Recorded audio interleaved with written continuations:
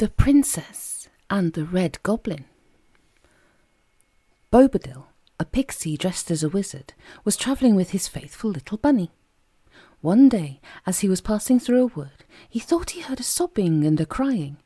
He stopped and listened. Yes, it was quite true. He went in the direction of the sound and came to a tall tower, in the top of which was a fairy princess, leaning out of a window, sobbing bitterly. Her tears fell onto the ground below like rain. "What is the matter?" asked Bobadil. "Oh, go away," said the princess. "You'll get caught by the Red Goblin if you don't." "I'll risk that," said Bobadil. "Tell me why you're crying." "I'm crying because I'm the Goblin's prisoner," said the princess, "and he wants to marry me. I love a noble prince who comes every day to try and rescue me, but in vain. See, here he comes." Bobadil heard footsteps and saw a handsome prince nearby. The princess called out to him and begged him to tell Bobadil to run while there was still time. "Yes, go quickly," said the prince sadly. "I am in the Goblin's power too. He told me that if I could ask him to do anything he was not able to do, he would set my princess free. He gave me 12 days to do this, and alas, everything that I have so far asked him he has done. Today is my last chance, and I can think of nothing." "What have you asked him to do?" asked Bobadil. "Well, I've asked him to build me a castle in a single night," said the prince. "I've asked him to bring me the most valuable necklace in the world. I even asked him to give me 1,000 soldiers of my own." "Did he do all this?" asked Bobadil in astonishment. "Oh, yes," said the prince with a sigh. "The castle is quite near here, and 1,000 soldiers are guarding it for me. I gave the necklace to my sweet little princess. But of what use are castles and soldiers to me, or necklaces to her, if I am not to marry her? We shall both be miserable all our lives long." "What else did you ask for?" asked Bobadil. "I asked for 100 bags of gold," said the prince, "and the most beautiful and fastest horse in the world. I begged him to get me a cloak that would make me invisible when I put it on, and a sword that would cut through anything. I made him get me wings that I could fasten to my ankles and fly as fast as a swallow. All of these he got me, and other things besides." "Oh," said Bobadil, "if you will trust yourselves to me, I think I can rescue you both from the Red Goblin without much difficulty." "Oh, wonderful wizard!" cried the prince gratefully. "If you can only do that, I will give you the 100 bags of gold." 100 bags of gold, thought Bobadil. "Why, that would certainly make my fortune." "The Red Goblin lives in a great cave in the heart of the wood," said the prince. "I've got to go to him in 10 minutes to ask him the 12th thing. If he can do it, he will straight away come and marry the princess, and I shall be killed. How are you going to rescue us, wizard?" "Change clothes with me quickly," said Bobadil. "I'm going in your place, and if I don't manage to ask the Goblin something he won't like, I will never try anything again." The prince quickly changed clothes with Bobadil.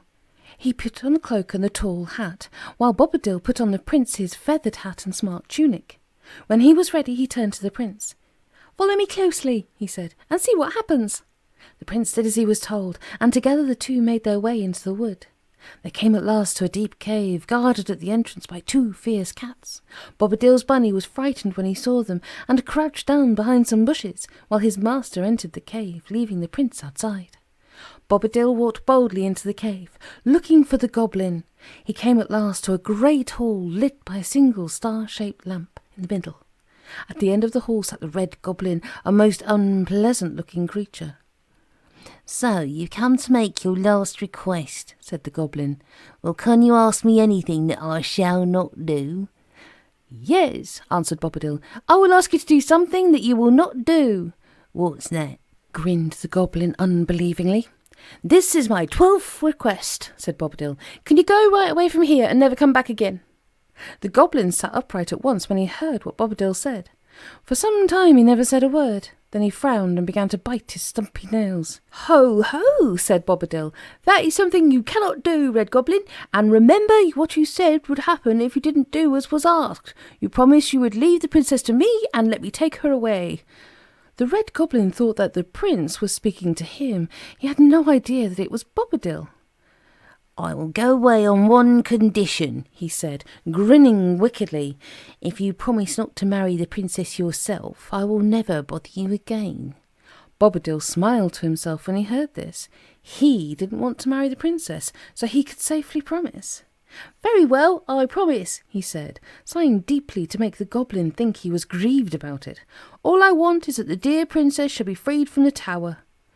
"Free her then!" suddenly shouted the goblin angrily. "I'm going right away now, but you will find it very difficult to get your precious princess free, I promise you, and if you do, you can't marry her, for you have vowed not to." With that he gave a yell, jumped straight up into the air and vanished. Bobadil couldn't see where he went and stood staring in amazement. Then he hurried out to tell the prince what had happened. But he found his way barred by the two fierce cats. They had let him in without so much as stirring a whisker, but they didn't mean to let him out again. They snarled at him and showed their sharp white teeth, stretching out their claws in a most frightening way. "Oh dear," thought Bobadil, "now what am I to do? I daren't call the prince, or they may jump out at him and kill him. I wonder where my bunny is. Perhaps he could help me." The bunny wasn't very far away. He was still under his bush, watching the cave with wide open brown eyes. When he saw the cats get up and snarl, he guessed that his master was somewhere near, and he called out to warn him. "Master Wizard," he cried, "be careful, the cats are waiting for you." "I know," said Bobadil. "I can't think how to get past them." "I'll help you," cried the brave little bunny. He suddenly ran out from his bush and darted just by the two surprised cats. They stood and stared at him, and then, as he came by them again, they both made a dash and tried to spring on him. He was too quick, though, and tore off through the wood. Both cats forgot all about guarding the cave entrance and went tearing after him. That was Bobadil's chance. He ran out of the cave quickly and ran to where the prince was anxiously waiting for him. He hurriedly told him all that had happened, and then looked and listened for the brave rabbit to come back to him. But he didn't come, and Bobadil felt very heavy of heart when he thought that perhaps the bunny had been caught by the two fierce cats. "We can't wait here any longer," he said. "We must go and rescue the princess at once. Change clothes with me again, Prince, and we'll go to the tower." Quickly the two put on their clothes once more, and then made their way to the tower. But what a sight met their eyes there! The tower had been changed and was 3 times as high as before, so that the princess leaning out of the window at the top looked like a speck. She was so far away that they could not hear her voice. Running round and round the tower was a spiral staircase, and on each step stood a goblin just like the red goblin, but smaller. They carried sharp swords in their hands, and the prince was astonished when he saw them. "Alas, alas," he said, "this is the revenge of the goblin. He has had to go away and leave the princess, but he has put her in the hands of 100 or more wicked goblins. Look at them, all standing there. I shall never be able to get past them all." "Yes, you will," said Bobadil. "Put your invisible cloak tightly around you, Prince. Then they won't see you. You can slip up all the stairs without any of them knowing." The prince was full of hope again, and pulled his cloak so tightly around him that not a bit of him was to be seen, and Bobadil only knew where he was by voice. "I'm going," he said. "I'll be back soon, Bobadil." Off he went, and slipped past all the watchful goblins unseen. They heard the patter of his feet, and stared in surprise, but as they could see no one, they did nothing. Up and up went the prince, up and until he came to the top of the tower. Here he found a door, strong and big, closed with a great bar of iron. The prince was in despair, for he tried to move it and could not. But he remembered his sword, and taking it up, he hit the door a mighty blow with it. The blade cut through it as easily as a knife cuts cheese, and in one bound the prince was through it, and saw the frightened princess. "It is your prince," he cried, catching her up. "Don't be frightened. I'm going to take you away." She could not see him, but she knew his voice, and clung to him as he picked her up. At the same moment in came all the goblins, having heard the smashing of the door. They could not see the prince, but when they saw the princess swung off her feet, they knew that a rescuer was there, and ran towards him, waving their swords. The prince saw that he could not escape by the stairs, so he jumped onto the windowsill, holding the princess tightly, and then leapt into the air. His ankle wings took him safely through the air, and the furious goblins watched the queer sight of the princess sailing off through the sky, seemingly by herself. Down the stairs they rushed, but they could do nothing. Bobadil was at the bottom of the stairs looking up at the princess in great astonishment, having quite forgotten that the prince was wearing magic wings. There the goblins found him, and at once took him prisoner. "Hands off me," said Bobadil. "I'm a wizard, and it was all through me that the prince was able to rescue his princess and marry her."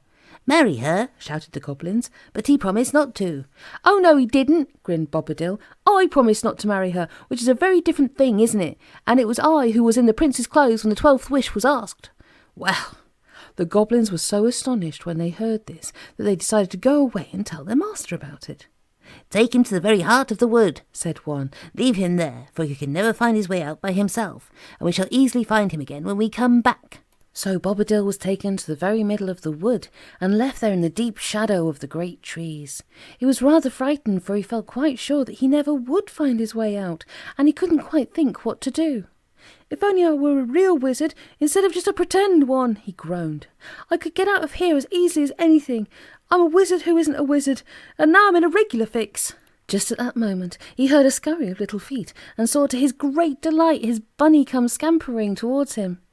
"The cats got me into a hollow tree," he panted, "and it was ever such a long while till they went back to the cave again. Jump on my back, Master Wizard, and I will take you to the prince's castle."